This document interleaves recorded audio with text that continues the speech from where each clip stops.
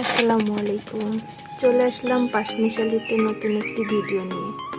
আজকে দেখাবো ছোট মাছের চচ্চড়ি।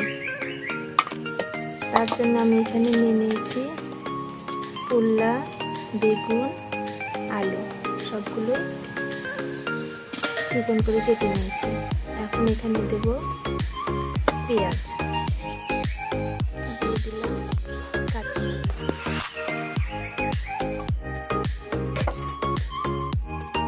এখন এখানে দিয়ে দেব শুকনো, দিয়ে দিলাম হলুদ গুঁড়ো, ধনিয়া গুঁড়ো, লবণ,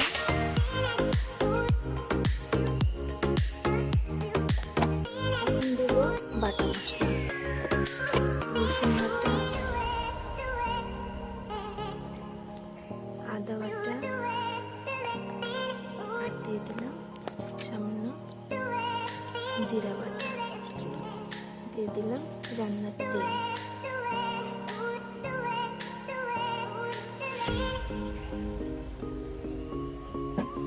এখন সবগুলো সুন্দর করে মাখিয়ে নেব।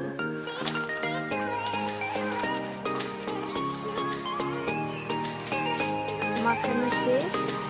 এখন এতে দিয়ে নেব ছোট মাছ।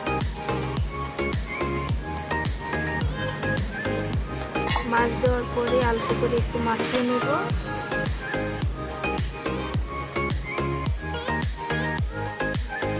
এখানে শেষ। দিয়ে দিলাম সামান্য করে পানি দিয়ে দিলাম। এখানে বেশি পানি দেওয়া যাবে না, সবজি থেকে পানি বের হবে, এর জন্য অল্প পানি দিতে হবে।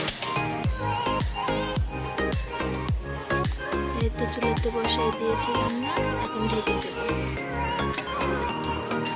এই দেখুন আমার ছোট মাছের চচ্চড়ির ফাইনাল লুক।